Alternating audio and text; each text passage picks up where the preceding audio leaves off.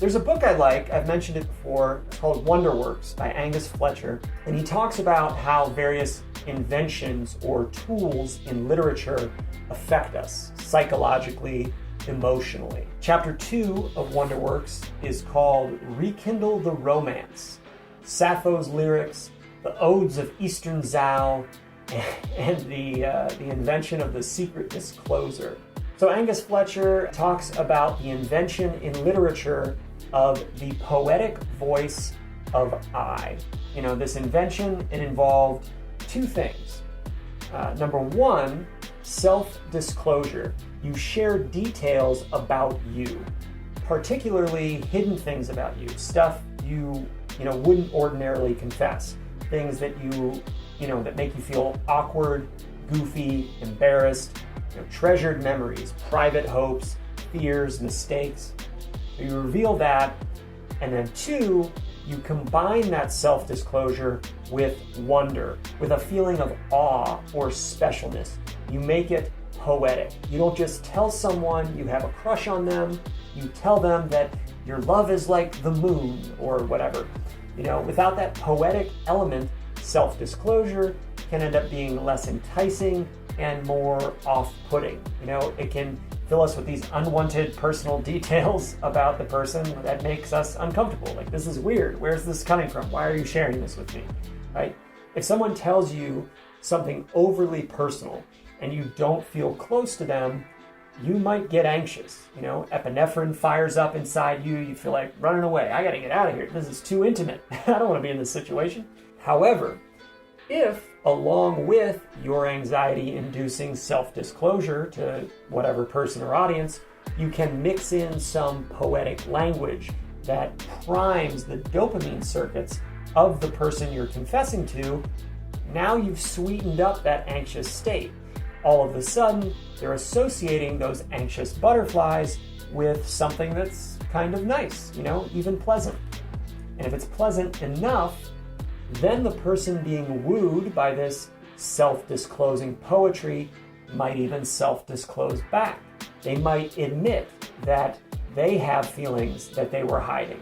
They might become comfortable enough to be vulnerable and even share something back with you, the illustrious poet. Now the two of you are feeling even closer together. Dopamine kicks up a little higher.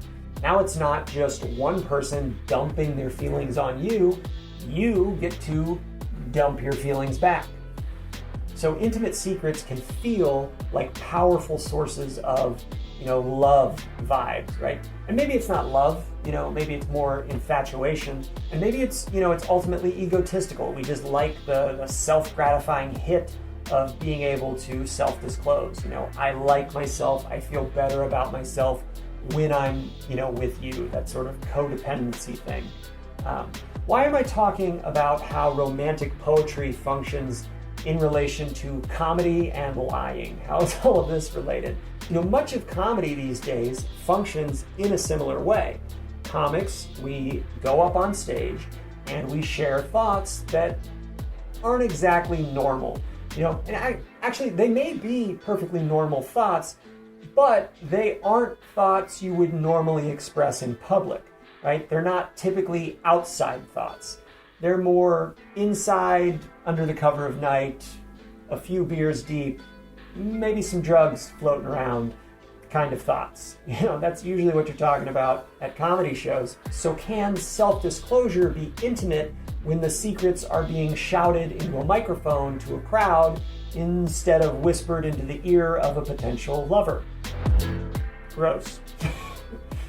So yeah, the comic, you self-disclose, and then instead of poetry, you encapsulate the disclosure in a joke. And the joke, if it works, makes the audience laugh. That excites dopamine, you build tension in the room, and then you pop the bubble, right? Epinephrine, dopamine. Epinephrine, dopamine. You're giving your thoughts. The audience is self-disclosing back in a way when they laugh, right? It's a spontaneous self-disclosure. It's not articulated, but they won't laugh if what you're saying isn't resonating with them emotionally. It is a form of reciprocation. telling a joke, getting a laugh back. But how do you move beyond infatuation? You know, is there a deeper place you can go with the art form of stand-up? Because romantic poetry doesn't tell the whole story of love, right? That's not love, it's infatuation, romance. You know, it inspires wonder and awe, these big feelings, but those big feelings don't reflect everyday reality. You know, they don't reflect real love, you know, the mundane, dutiful aspects of love, the simpler side of it.